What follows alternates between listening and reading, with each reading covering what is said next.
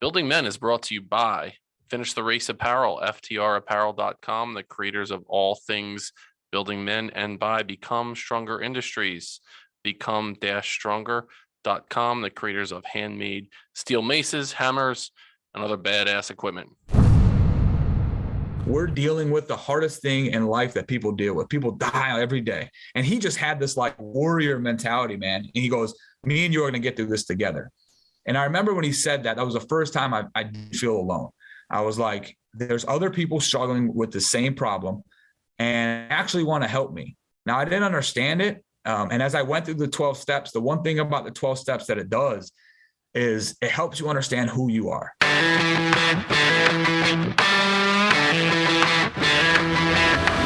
You're listening to the Building Men podcast with Dennis and Anthony Miralda, brothers on a mission to help you become the strongest version of yourself, mentally, spiritually, emotionally, and physically. What's up, everyone? Welcome back to the Building Men podcast. I am your host, Dennis Miralda. In preparation for this episode, I listened to several podcasts. Some of the podcasts were done by the guest on the show, and I actually went back and listened to one of my own podcasts from the origins of Building Men. It was podcast episode 6, and it was about reframing failure and our ideas of failure. One, going back and listening to an old podcast was very humbling for me, and going through that journey of listening to how I sounded very uncomfortable on the microphone. So I got it was some shits and giggles going back and listening to that. But there was some decent advice that I gave, and a lot of it was giving the advice to myself. What I recognize is when I go back and listen to beginning episodes, I'm really talking to me. I'm talking to all the shit that I was going through, reframing failure, persevering, understanding what fear really is to us and how it manifests in our bodies, our mindset, so many things. I started the podcast talking to other people, but really I was talking to myself. And the reason why I mentioned that to begin the episode was the guest that I have on, his name is Joesph Kajy. He's an entrepreneur. He is the host of the Let's Get Real podcast. Actually had me on as a guest a couple weeks back. He's a man who had struggled in his life with addiction. And I guess you always do struggle with it. I guess as you are addicted to some form of whatever, you always do struggle with it. But he's so fucking real and raw and honest. And one thing that he talks about frequently is this idea of failure in our life and how do we go about understanding what failure means to us. So I wanted to open up the episode that way. Joesph, thanks for being here, man. I appreciate it. Man, I'm so honored to be here, brother. I love that you said that, because I was actually going back listening to your podcast, and it's been the one conversation that I've had that I feel like has impacted my life just recently, man. So thank you even just for the message you shared. So now I'm just honored to be here, man. Hopefully to provide value to you and your listeners, bro.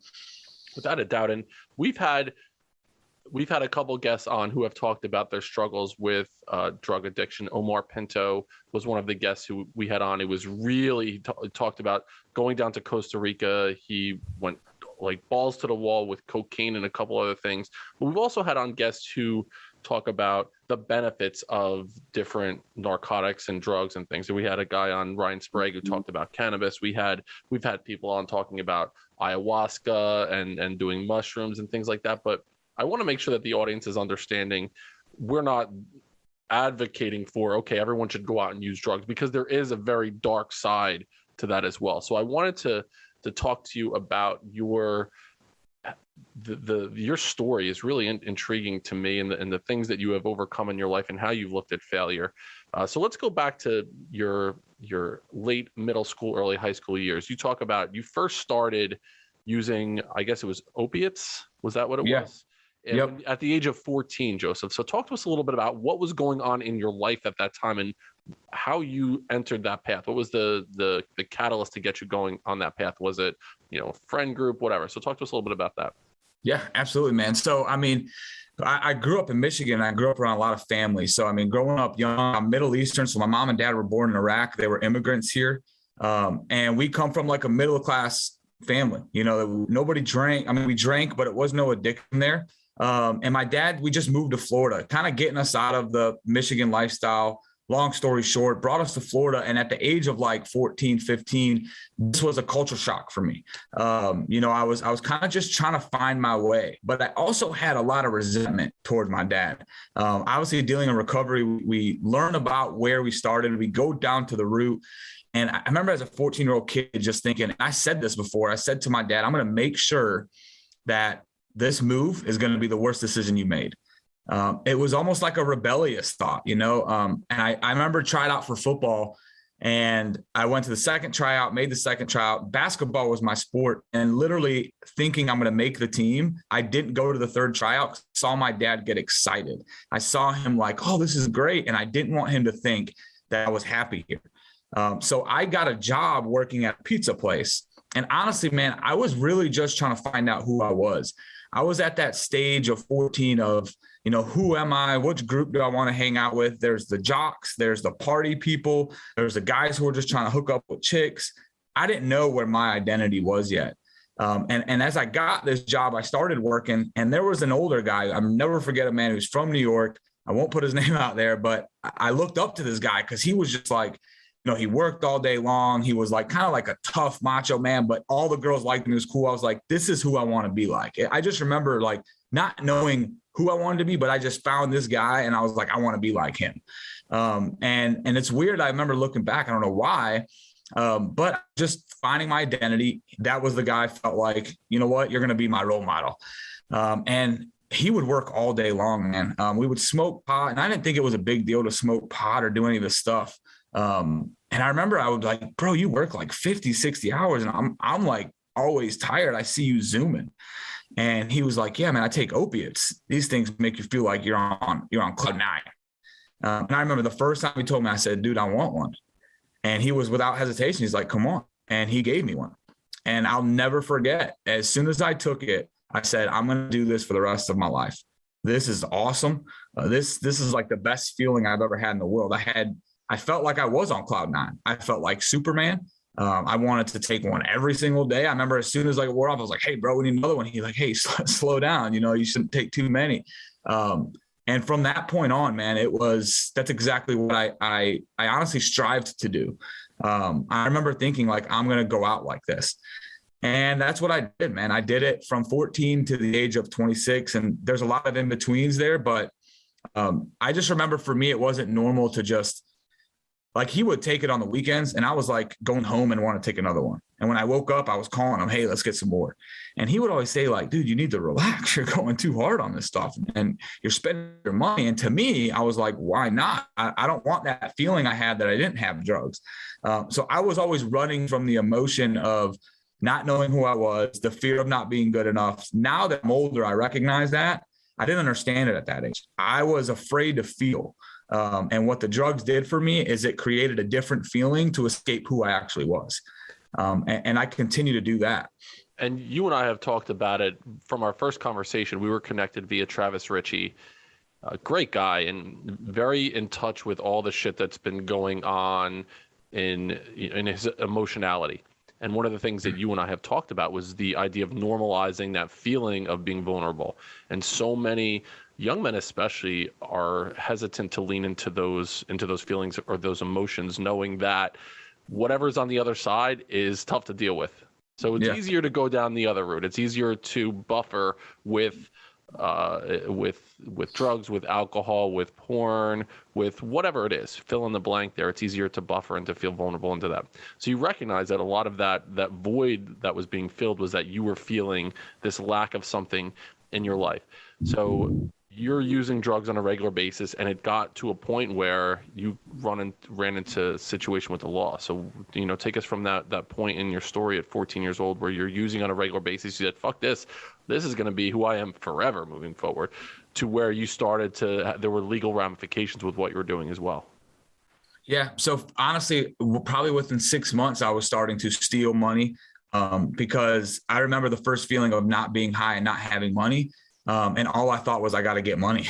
I didn't care about nothing. I was like, I need to get $30. I got to get something. And it was like, I didn't even think about it. I went and stole it. I stole it from the place I worked. I stole it from family. I did that all the way up to the age of 18 when I got arrested. The only reason I never got arrested from 14 to 18 is because my parents always bailed me out. When I got found out at the job, being somebody under 18, they would call my family and my family would apologize, pay them back, and nothing would happen. At the age of 18, I end up coming up with a great idea. And this is when all I did was wake up in the morning, figure out how to get money and get high. If I didn't have money, I had to figure out how to steal money, whether it was from my dad's pocket, from my dad's store. When he closed the store, I would steal a key and drive 30 minutes at 1 o'clock in the morning just to open the store, steal money out of the register, and go back to find drugs.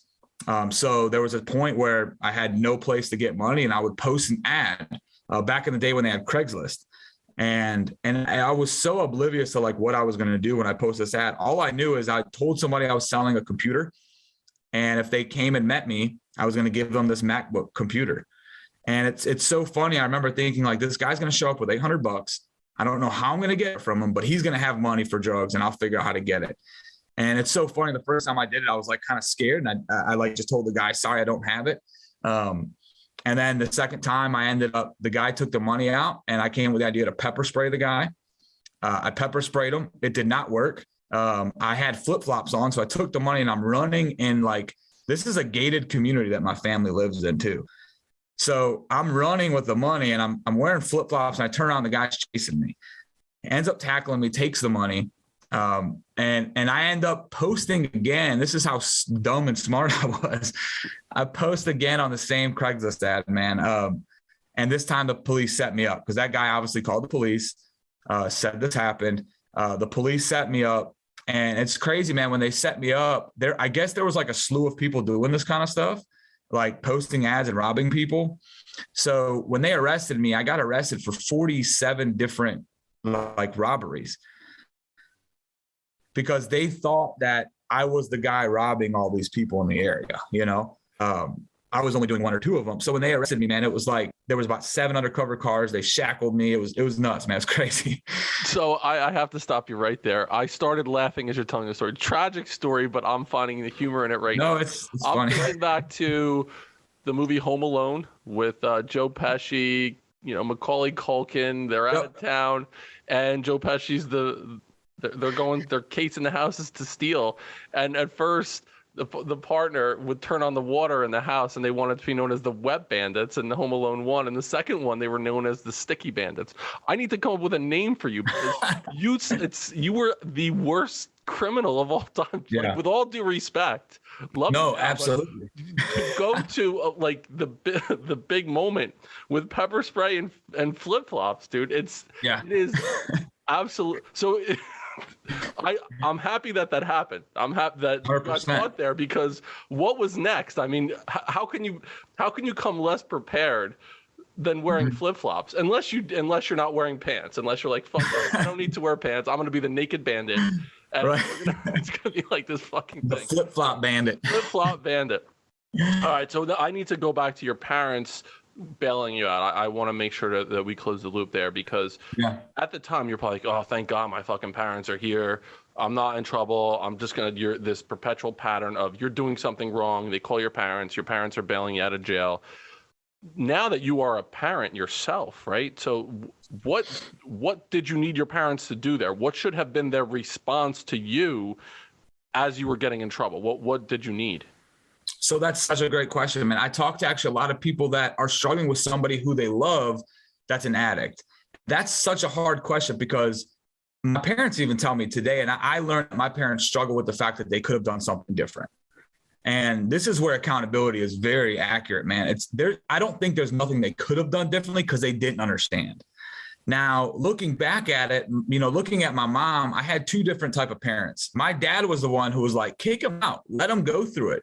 Let him sleep in the car. He put himself through it. He's gonna have to deal with it. I'm not bailing it out. And my mom would at the middle of the night come bring me a blanket. My mom the next day would say, Joesph, you pawned something, here's money, go get it out. Please just don't get, she was the mother who, I call her the enabler, and yes, she enabled. And could they have done something different? I mean, if I were to give the advice to somebody right now who is struggling with some addiction, it's a really hard thing to tell them, but it's almost like you have to let them go. You have to let them go through what they're going through, because you can't change that person. I mean, listen, I was sleeping in my car, didn't have a job. And when somebody told me, what are you doing in your life? I 100% believed, what are you talking about? I'm fine. Nothing's wrong with me. You're crazy. You're the crazy one. Like, I have a car. There's people sleeping in there under the bridge. Like, I'm figuring it out. I'm not that bad. You know, even my family, like, what are you doing? In my own mind, stuck in the addiction, stuck in the cycle of waking up and getting high. And honestly, this was the lie I was telling myself. I'm okay. It's not a big deal, because it was easier, and you touched on it. It was easier for me to tell myself I'm okay than to really look at the reality of my life, because I didn't want to look in the mirror. I didn't want to look at who I was, because I would have broke down, because I was at the point of like, man, if I overdose, it's probably okay. It might be easier, you know? And so for my parents, they didn't understand that. They were still struggling with like, why do you keep going back to these drugs? Like, you see what it's doing to you, put it down. And it sounds so easy, but in my mind, it's like, it's not that easy. Because as soon as I remove the drugs and alcohol, I learned that I still have me. I still have I used drugs from 14. And at this time I'm 18 years old. I don't know how to deal with emotions. And this is what I tell young people now who smoke pot. Like, people think I'm against all drugs. I don't tell anybody what to do. I look at the individual personally. And for me, when I started using drugs at the age of 14, I don't know how to deal with emotions. The way I dealt with anger was smoke a joint. The way I dealt with sadness was do a pill. Take that away. Now I have the emotion still. And what do I do with that? I don't know. I don't know how to process anger. Right. I don't know how to process sadness. So it was tough for me to say. I really don't think they could have done anything different. But the advice that I would give to parents who are dealing with somebody who's struggling with drugs and alcohol is they're enabling them. And it's really hard to say you have to let them go down their path, because they're only going to stop if they want to stop. You can't force them to stop. You have to want to stop. I appreciate you saying that. And I'm thinking to those moments where middle of the night, dad comes home, you grab the keys, drive a half hour. As you're driving, in those moments where you're doing something that's not right, there had to have been that little feeling in your gut that was rattling around in there. Were you looking in the mirror and saying to yourself, what the fuck are you doing, Joesph? You got to shake yourself out of it? Or were you looking in the mirror saying like, fuck, this is me. I'm a thief. I'm a liar. I'm going to go do these. This is who I am. Or was there that, the cognitive dissonance that was going on where you're looking at yourself saying, this is not me. I need to change my shit. How did that, when you saw yourself and when you were in that moment, which was it that was going on? Yeah. So it's a great question. It was both. And the reason why I say it was both is the first feeling, and these feelings would come across me.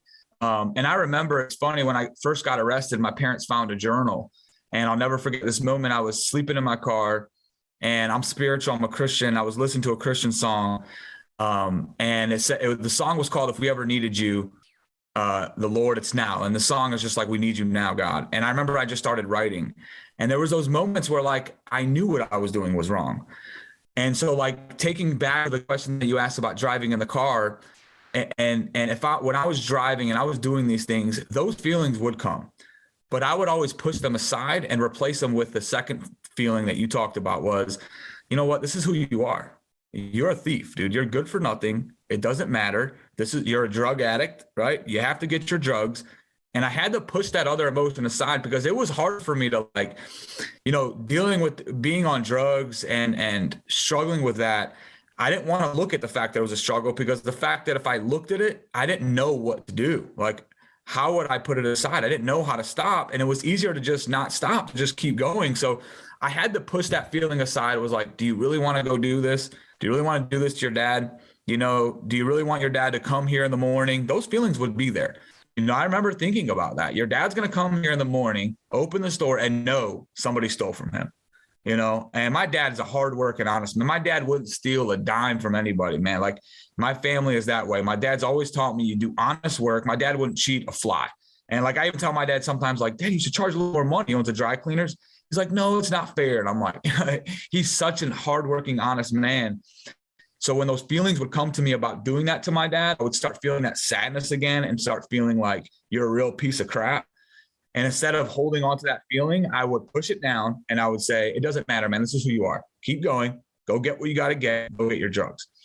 Yeah, you were like, it was the moment in Breaking Bad, if the audience has ever watched that show, where Walter White is finally like, I am the danger. I am the one who knocks. I'm not afraid of what, like there needed to be that identity shift. For you, the identity shift was, this is who the fuck I am. I need what I need, and I'm going to get what I'm going to get. Yeah. What you're doing right now, it's as polar opposite to that person. So I want you to, we mentioned, so you got caught with the flip-flops. I don't know how that could ever fucking happen. You decide to rob a sprinter who's like 6'5", 260. Yeah. It's fucking jacked. Like, all right, well, I would have went with an older woman, someone who has crutches. There's a funny story about older women, by the way. Bring it on. I'm ready for that. Well, I mean, like I said, dude, I had no idea what I was doing, man. Like I was just so lost and just trying to get the money that one of the times that I did it, I had a lady come and I told her I had a computer, and she stayed in her car and she was like, I'm not getting out with the laptop. I was like, well, look, I remember coming up with a story saying my brother's afraid somebody's going to rob somebody. So like, he's coming. He just wanted me to make sure you had the money. And I'm like, just winging this like an idiot. And this girl pulls out like next to her. She's got like a gun. And she just sets it on the seat. She's like, well, look, I'm not like, I think she was showing like, I'm not going to get robbed either. I'm showing you I have a gun, and like, she's like, if you don't have a laptop, just tell me. I'm like, well, let me call. And at that point, I'm like, let me call him. I'm like, hey, he doesn't want to come out. He's, I don't know why he pulled the gun out. She's like, well, you're kind of acting a little fishy right now. And I probably was, dude. I was like, listen, I'm not like a massive big dude. I weigh 170 pounds right now. I was 120. So I looked like a drug addict, So, I mean, I remember when she did that, I was like, oh my God, this is real. So I think I came up with a smart idea. Like, I don't have a gun, but I got pepper spray, I'm gonna do that. You're like Skinny Pete, but you were bringing a pepper spray to a gunfight. Yeah. Not the best. I love the criminal mastermind that I'm talking to right now. This has been amazing. All right, so now nuts, you get. I want to touch on what you talked about before, though, man. Like absolutely. A little bit of serious note. Yeah. You talked about the identity that I put myself in. And I've been working with a lot of people and talking to so many people, and just addicts, but people themselves. Like, me and you were talking a little bit about the fear of failure and the fear of not being good enough. And it's amazing the stories we tell ourselves that I even think with young men, whether it's young men or young women, but I know for your audience, it's men. Men tell themselves a story. Like, I noticed that a lot, man. We tell ourselves a story that like, I got pride. I got ego. This is just who I am. It's who I was destined to be. I was destined to just be this. And I think it limits so many, not just drug addicts. Like, I look back at the man I was thinking that's just all I am. And we're going to touch on now to transition, but I want to talk about talking about that point of the stories we tell ourselves. Like, I thought I was never good enough to do anything. I couldn't help anybody. I have nothing to provide value. Even when I got out of prison, I was sober, and recovery was like, hey, you can help people. I was like, bro, I can't help nobody. And switch 5 years later, I'm telling myself a different story. And the only mission I have is to help people. And it's all because of the limited story I was telling myself. So I want to just touch on that because that's a huge point right there, man. Absolutely. And I appreciate that. The identity piece is such a huge part of what we're doing here with Building Men. From the time that you entered jail, I want you to take us from that time up to January 24th of 17. That's a big date in your life. Obviously, you'll tell us about that. So bring us on that journey from you're in jail now until that January 24th. What was going on in your life at that time? Talk to us a little bit about that experience. Yeah. So I'd love to say when I went to prison when I was 18, they gave me a 24-month sentence. I went into prison and I was young. I didn't take it seriously as much. I didn't think I had a drug problem. I was just like, man, you were partying too hard. When you get out, just go to college, do the right. I never thought I had a drug problem. I didn't think drugs were the problem. I just thought I need to kind of center my life different direction. So I got out and enrolled in college, and long story short, I got back on drugs quickly. Again, the emotions are still there. I still have me. I still have the bad things that I did to people when I was on drugs, and I didn't know how to deal with that. And I went back on drugs, and I did the same type of things. I mean, this time I wasn't pepper spraying people, but I was, again, back to stealing, back to robbing.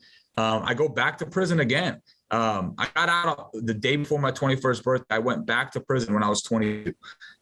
This time for burglaries, for stealing out of people's cars that their door was unlocked, all kinds of dealing with pawn shops, same thing, same boat. This time when I went into prison, I knew that I had a drug problem. You know, in between that prison sentence, the first and second one, I got introduced to the program of recovery. And this is the first time that I saw that there was actually people similar to myself who had drug problems. And like, I never knew that was, I just thought I was different than everybody. When I found the program of recovery, I was like, you know, I opened up the book that they call Alcoholics Anonymous. And when I opened up that book and I started reading it, I related a lot to it. But again, I still had pride. I didn't want to talk to people about my problems. I don't want to tell you all the things that I've done in my life, because that's what you have to do in recovery. You have to go deep down inside and reveal who you actually are. Look yourself in the mirror. I wasn't ready for that. I went back out. I go to prison now again. This time they give me a 3-year sentence with 2 years probation. Long story short, there's a lot of drugs in prison. I won't go into details on that, but they put me in a work release program. A work release program is when your last year of your prison sentence. So I've served now about 18 to 20 months. Now they put me in a program where they put you like in a hotel, pretty much like a motel with a bunch of other guys who are just working. You go out to work, you wear an ankle bracelet, you can work a regular job in society, but you just go to work and you come back home. And the work release center keeps about half of your money. It's like a transition place. I'm still doing drugs at this time. They send me back to prison on January 23rd, 2017. So you talked about the January 24th, 2017 date. That's my sobriety date. What changed here for me was I get put in a 10 by 10 cell with an individual who has been to prison 8 or 9 times. He's older than me, and he just looks at me and he says, "You're on your way to be just like me." I'll never forget, man. That's like, I get chill bumps, because when he said that to me, it was the first time I said, if I don't make a change, this is going to be my life, man. I felt like I was going back, because what happens is if you get in trouble in the work release program, they send you back to prison to do the rest of your sentence. I got 4 months left of my sentence, and I'm looking in this 10 by 10 cell like, this is going to be my life, man. I don't know how to stop using drugs. If I keep using drugs, I'm going to keep coming in and out of here. I'm going to looking at this guy like this is his life, you know, just prison, eating this terrible food, living this prison is a whole different world, man. It's like, this is not what I want my life to be. But I was scared out of my mind, because I didn't know how to not, like, I wanted to still get high, man. I still wanted to use drugs. But I didn't want to. And it was like weird for me. I didn't understand this feeling of I want to get high, but I don't. And I don't know how to stop. All I knew was to get on my knees at that moment, man, and pray to a higher power that I call Jesus Christ. That's my higher power. And dude, I think that was the first time my whole life I just poured out. You know, whether you're spiritual or not, this is the first time I was honest and open with myself. And I just remember crying like a baby, man. Like, I don't know what I'm doing with my life. This is not what I want. I don't think I was created for this. And it turned from a prayer to writing. And I journaled, man. I just started writing all the things in my life that I want. I started journaling what happened in my life. And it's like almost like I was writing a story to myself. And then it was like almost like a freeing thing, man. And I talk about it now. I think we all deal with problems. And I look at like our problems like a trash can that covers our heart. So let's just say when you were a child, you stole a piece of candy. And if you never dealt with that stealing a piece of candy, you put that piece of paper and you write piece of candy on a paper, crumble it up and throw it in that trash can that covers your heart. Well, I had so many things in my life that I've done. And that trash can was full, man. It was so full with stuff that I've done, wrong things that I've done, things that as a person I just wanted to deal with, but I never did. And for the first time, I uncovered that trash can, man, and I started dealing with it. I started writing out, man, I'm sorry for stealing. I'm sorry to this person. And like, dude, it was like the most freeing feeling I've ever had in my life. And I'll just never forget when I was done doing that, the weight I felt was lifted off of my shoulders. You can call it a spiritual experience. You can call it whatever you want. The weight was lifted, man. But what I was scared of was I'm going back into the prison compound. I know there's drugs in there. I don't want to use them. And I just remember praying like, God, please, I don't want to get high when I get in there. And I did it, man. When I got in there, I told the first person like, hey, man, I'm not touching anything. And it's funny because I think they thought like I was a snitch because nobody talked to me after that. Nobody ever came up to me. I was isolated. Nobody wanted to even have a conversation with me, which was the best thing that ever happened to me. And then I got out, got into recovery from that point. Building men of character, integrity, strength, compassion, and empathy through transformational mentoring, coaching, and motivational speaking is our mission here at Building Men. To work with me as a one-on-one life coach, you can find information in the show notes, or you can visit our website at buildingmen.io, where you can book a free 30-minute discovery call to help you become the strongest version of yourself mentally, spiritually, emotionally, and physically. Now, back to the show. One, I want to address the importance of writing that shit down. Working with people, there's so many stories that we have that are bottled up in our head and our heart. And you mentioned the trash can analogy. Totally understand that. I analogize it to a garden, and there's weeds there, and you weed whack them away, but the root is still there. You have to dig down and pull out at the root to truly address what the issue is. Otherwise, it's always going to be there. Same thing with the trash can. You have to really look at that shit.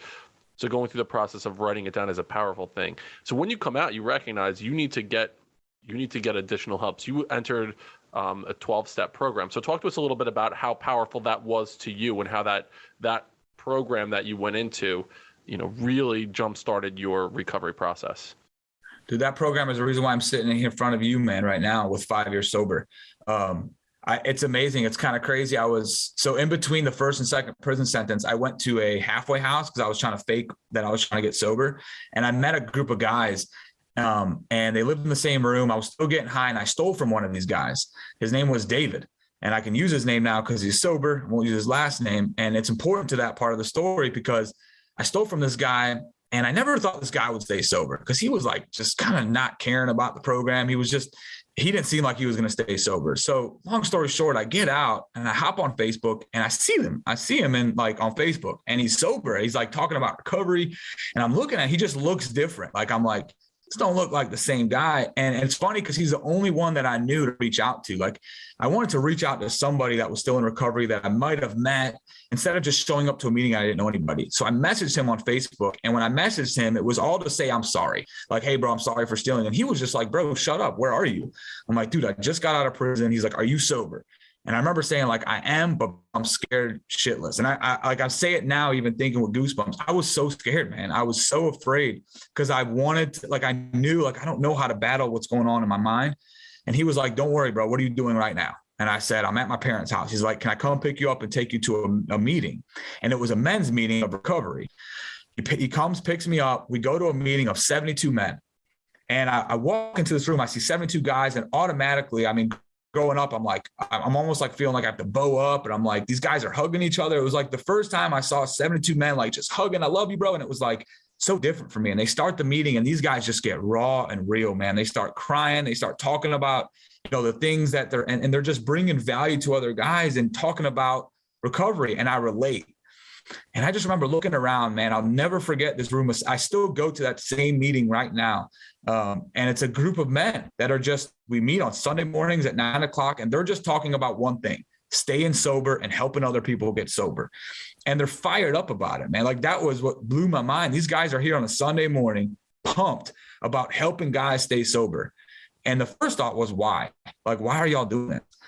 And at the end of the meeting, they asked, is there anybody who needs somebody who they call a sponsor? And I raised my hand, and I met this guy. His name is Kajy, and he just had fire. He looked at me, he said, look, brother, you're a soldier. I'm a soldier. We're dealing with the hardest thing in life that people deal with. People die every day. And he just had this warrior mentality, man. And he goes, me and you are going to get through this together.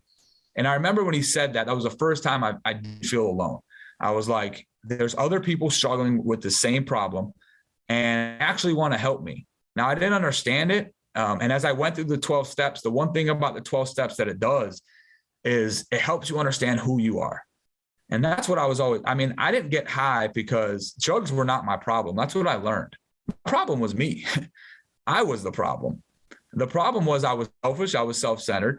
The problem was that I didn't know how to deal with my emotions. The problem was that I had a lot of resentments I had towards my father. I had resentments toward people. And when I started to uncover that, I started to realize, dude, drugs are not my problem. They're just my solution to my problem. My problem is me. And I've been running from me for so long. And that's what the program of recovery helped me understand, was that I'm the problem, and I have to uncover, really the things that I've done in my life. And it was an amazing journey, man. That first year of sobriety, I'll never forget it. Being able to go back to people that I've stole from and say, hey, listen, I stole from you. It wasn't your fault. this is something that I did because this is where I was, this is where I'm at now. And how can I make this right? And look, some people said, dude, get out of here. Like, you can't make it right. I don't want to talk to you anymore. Like, well, I don't care. But some people were like, hey man, I knew this wasn't who you are. And it was almost like uncovering my past and dealing with it and understanding that my past was not who I was. It's just the things that I've done. And I'm actually a good person. I never thought, man, I was a good person. I never thought that I actually wanted to help people. And that's why now I tell people right now, I've taken a lot of drugs, man. I've taken almost every drug you can think of. I've had every feeling in the world from drugs. The greatest feeling I have right now in my life is sitting in front of another alcoholic or drug addict who's telling me he's got no hope in his life, he wants to commit suicide, he doesn't know how he's going to live. And to look at that guy and say, hey, I know how you feel, man. I've been there. And let's walk through this journey together, brother. I'm going to be here with you. I'm going to help you. And to watch that guy go through his journey, uncover his life, get his kid back, have a decent job, start buying. I mean, that stuff right there, to me, that's worth more than the 6-figure income that I have in my business. That's where I find that's my new drug. Absolutely. One, I appreciate you getting that vulnerable and sharing that story with us. And 2, congratulations on your sobriety, 5+ years on that as well. And I know it's not every day is a challenge, right? Every day is a challenge, but you're putting in the reps and you're becoming the person who is succeeding on a daily basis. So I want to congratulate you on that. So Joesph, you went from this spot, now you get out, you go through the 12-step program, you had people, you saw this brotherhood of people that were there to support each other. Before I get into your role now working with the next generation, you also found success in the business world during that time. So how did you go from that spot where you get out of jail and you go through the 12 steps to starting your own business and growing the business exponentially? Yeah. So first I'll say, like, it's definitely not me. I got to give credit where credit is due, man. Like, I have a higher power and I have people in my life that help me get there. And I think that's important because that goes into transitioning to the business side. Without my higher power or people in my life that I had that were, I call them mentors, or people that I could just bounce ideas off of or talk to. I wasn't alone, and that was easy for me to be alone. So the fact that I had people in my life, when I got a job, when I got out of prison, man, they give you this mentality that, like, it's going to be hard to find a job. So I was always worried about that. So I found jobs that were almost made me feel less than, if that makes sense. Like, I found the minimum wage job because I didn't think I could get a better job. And I got a job working at a fence company. That was one of the jobs that I got. Right now, I own a fence company. And man, I've never done fence work. I've never done outdoor labor, but I just kind of enjoyed it. It was kind of cool just creating something. It kept me busy. It was like almost like a self-gratification. We go out there and the yard has no fence. And then when we leave, we did that. I can look back at it. And I always wanted to excel to the next level. That was my thing. What's the next level from this job? Is it getting a truck? Is it project manager? And the guy kept promising me the next level. And one day, man, he just kind of looked at me when I was asking about that. He's like, dude, didn't you just got out of prison like 6 months ago? And I was like, yeah. He was like, you're lucky you even have a job, man. Like, why are you asking me about next level? And dude, I'll never forget that. It almost made me feel like this guy was limiting me. Yeah. And this is the first 6 months of my sobriety that I'm starting to realize, like, dude, I'm not that bad. I'm not, like, I started to gain some confidence in myself. And it wasn't really arrogance. It was just more of like, I feel like I'm capable of doing a lot better than what I've been doing in my life. So when he told me that, it was like a chip on my shoulder. And I remember he said that to me. My wife was pregnant and one of my buddies wanted me to put up a fence for him. So I went and did it. And I saw how much money I could make just putting up a fence myself. And I remember looking at my wife like, babe, I think I could do this. And she was like, my wife always, like, she supports me no matter what I do, man. She's the most amazing thing that's ever happened to me. And she's one of my biggest supporters. And I remember she was pregnant. She's brushing her hair. She's like, babe, there's one thing about you. If you're not scared, just go do it. Stop talking about it. And I remember, like, she kind of said that. And I was like, That's right, man. I'm going to go do it. And the first thing I did was I printed out some flyers on Vistaprint. And dude, I just remember, like, keeping my AirPods in on a Sunday, and I would go, and I ended up quitting my job. And I remember when I told him I was going to quit, put my fence company up, I had a Camry. He was like, dude, you don't even have a truck. I was like, I'm going to figure it out. It was like a kind of exciting journey, man. I was like, I'll figure it out. What's the worst that's going to happen? I can always get a job, you know? And that's what I did, man. I was like, it was the first time that I gained some confidence in myself. I was like, I'm going to try something like crazy, you know, like I'm going to start my own fence company out of a Camry. And I went and hung door hangers. I posted every day on these Facebook group pages, started getting a couple jobs. And then it just started happening, man. It was like, I put fence up, out of my Camry for like a year and a half. The supplier would deliver the job to the customer's house, and I would pull my tools out of the Camry. I remember like we'd have extra trash, and I'd put a pallet on top of the Camry, and I have these construction dumpsters, and I would like hold it on the top, and I'm driving. And dude, I'm not gonna lie, like there were scary moments, man. There was moments where I was like, I don't know if I'm gonna find a job to pay my bills. But I talked about not doing it alone in my higher power, that like, dude, I had this kind of childlike faith. I was like, what's the worst that's going to happen to me, man? I've struggled through prison. I struggled through addiction. I made it through that kind of stuff. Like, I feel like God brought me here, and there's a reason for it. If it's to like get to the next level, and that's kind of how my faith is now, man. It's like, even now with my fence company, I don't know what the next thing is, but I'm going to take that step. And if it's meant to be, I'm going to do everything I can in my power to do it. And if it's going to work, it's going to work. If it's not, it's going to take me to the next place that I'm supposed to be at. And that's what I do, man. I call it like a childlike faith. And the journey started, man. It was like just continuing to hit that next level. My first year by myself, I did 150,000, which was cool. Like I didn't make that. That was like my sales. I made like the same amount of money I made at the other company, but it was almost like I was building something. So I enjoyed it more. And then I hired my first crew. And then from there, man, it was just, now I look at my team, dude, it's crazy. Sometimes I walk at my shop, and we got 2 4,000 square foot shops, and we have 16 people on our team. And dude, till this day, man, gratitude just fills my heart. Like I walk by, and I'm not gonna lie, man, I get emotional when I look around. I'm like, this is crazy. Like, I don't even understand, man, how I went from where I was to now. And it just gives me that gratitude, bro. It just gives me that feeling like, and honestly, man, it really isn't me. Like, I'm not the sharpest guy on the block. Like there's a couple things I'm good at, but like, I'm not good at a lot of things. I'm just good at a few things. But dude, my team and the people that I've put together, and I think that's one thing I feel like I do well. Is I am good at finding people, and I'm allowing them to do what they do. And I kind of don't like manage them or boss them around. Like I just let them do what they do, because I know I'm not that good at it. Like my assistant is good at organizing. I'm terrible at it. Like she's my boss. She's like, hey, I got to remind you. And I'm just like, my gratitude feels so much for my team that I know for a fact, man, I would not be where I'm at without having the right people in my life. And the process has been fun, bro. It's been awesome. And we were connected because of you took this situation, you turned your life around, and then you took that and turned around and reached back to help other people behind you, young men behind you, in a mentoring role, helping the next generation. That's what Travis said. I need to connect you and Joesph together because he's doing some cool work right now with young men.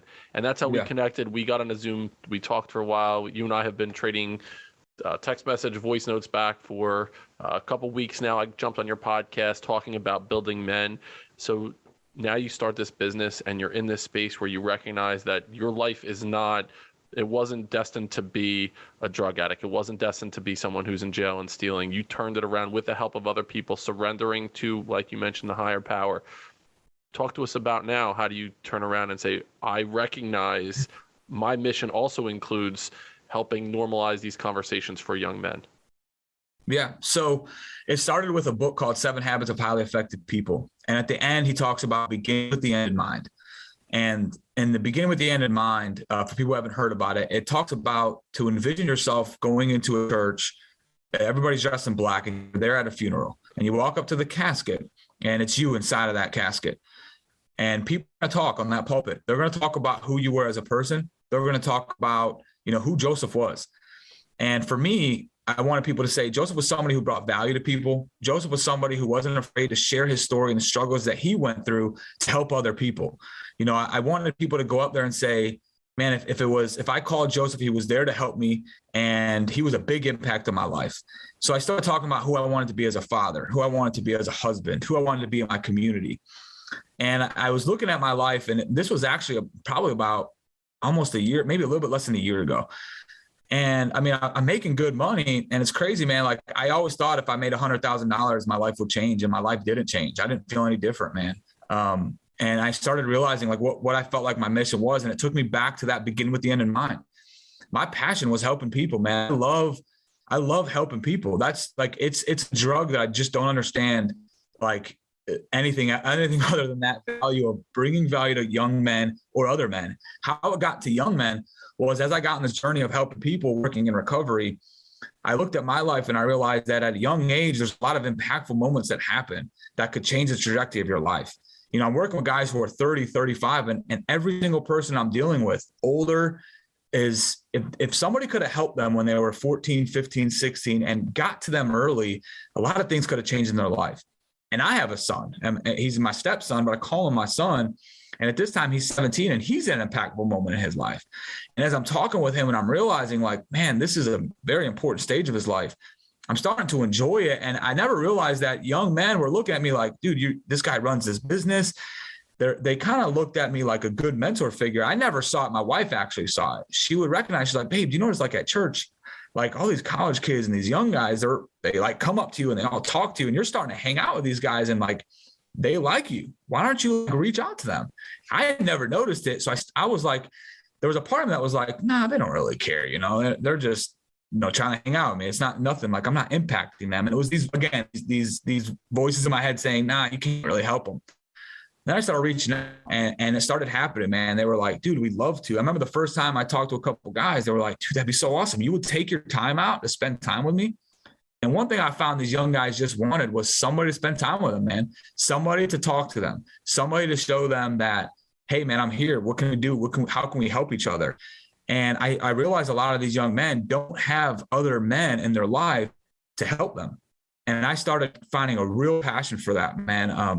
Just in my son's life, importantly, of course, just seeing that as a father now, noticing I didn't have that as a young man. And as I started doing it, these guys are really appreciative. Like, I've had guys tell me, we meet together. We're actually meet today at 2:30. And I don't realize, sometimes I don't think people realize the impact you're having on people until they tell you. That's just for me. I'm just going with the flow and thinking I'm not really making an impact. But these guys started telling me, like, I'm really grateful you haven't canceled on Tuesday. Like, we thought maybe like you wouldn't do this again. And thanks for doing this, man. This is like the highlight of my week. And I'm like, really, you guys?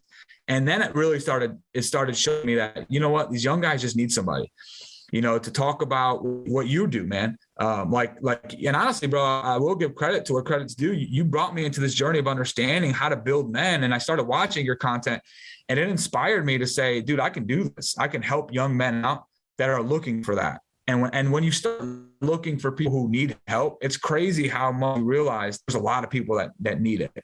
You know, it's like what they say with Focus Expands. We started with 2 guys, and then they brought a couple friends, and then it's 4. And now it's about 6 to 8 guys. And what's cool is they keep coming. I'm like, wow, dude, they're like showing up, they're coming. They want to bring friends. So I saw a need for it.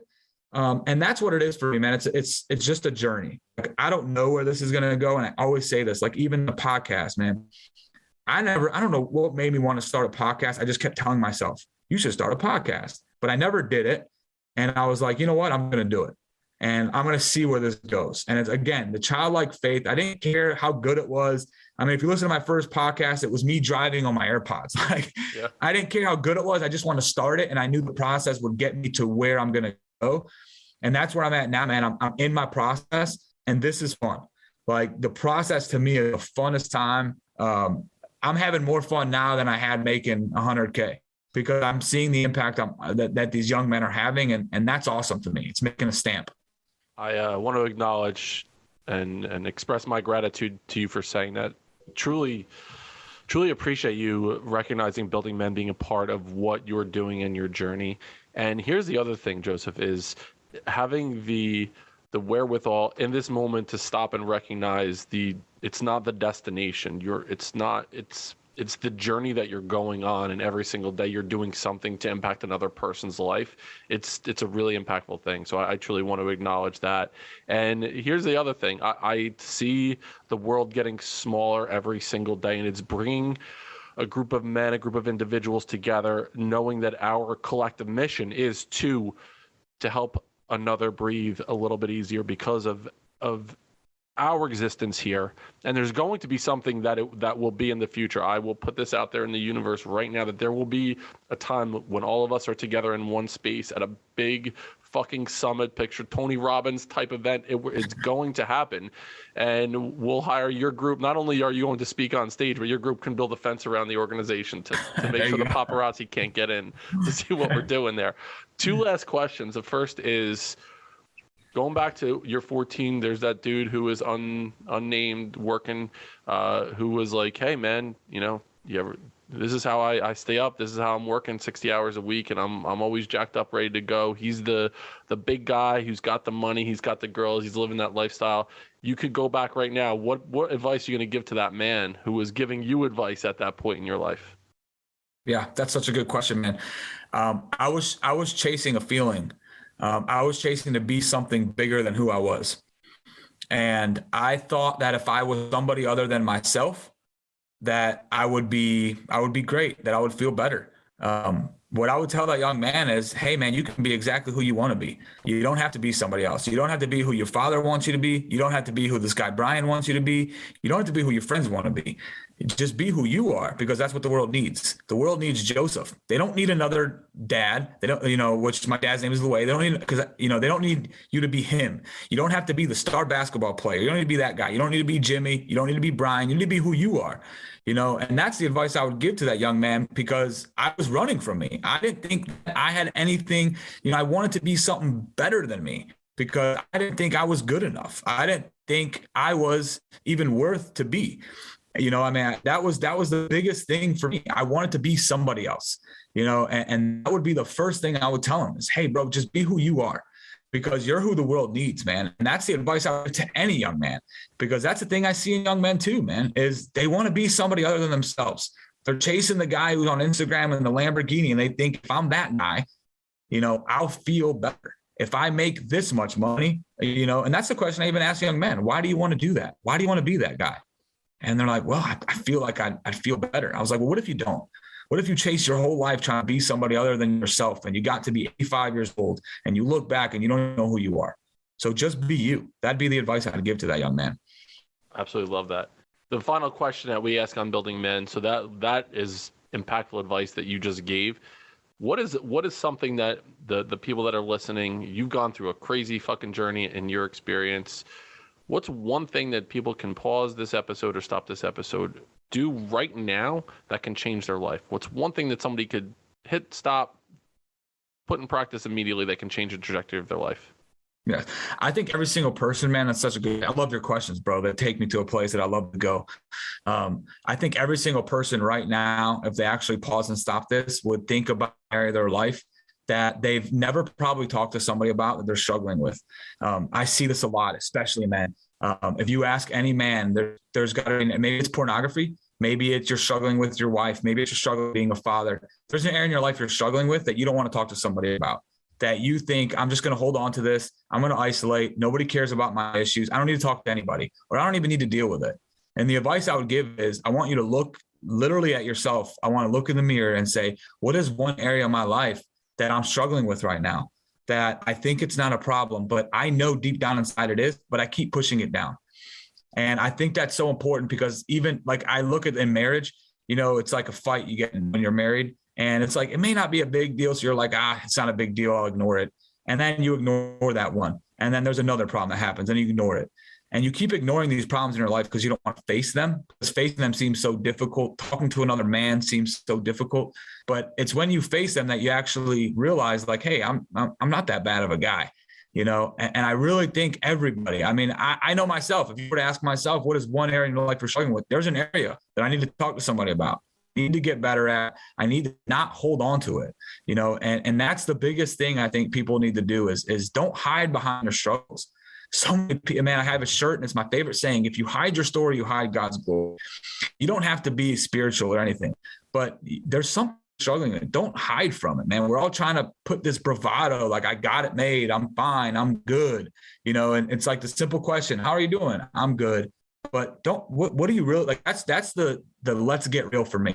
Yeah. I'm bringing these men together, and that's what you're doing is let's get real, man. Like, what are you struggling with? And I asked those young men, is there one area in your life you guys are struggling with right now that you've never talked to anybody about? but you really kind of want to, but you think nobody cares. And every single one of those men said yes. And I've been asking that question to other men and they all say yes. Mm-hmm. So the one advice I'd have is, what area are you struggling with? Whether it's you finding somebody, finding a way to deal with it, it doesn't matter, but deal with it. Don't push your struggle aside, man. I see a lot, man. People struggle and they just push it aside. They struggle, they push it aside. Let's face our struggles. Let's talk about our stories. Let's normalize the fact that, hey, man, it's okay to have problems. It's okay to deal with your struggles. You know what I mean? Your journey has been an adventure for me to go on. I'm glad we know each other. I'm glad I can call you a friend now, and I love what you're doing. It's so needed out there. So tell the audience of Building Men where they can find you. Where can they reach out to you?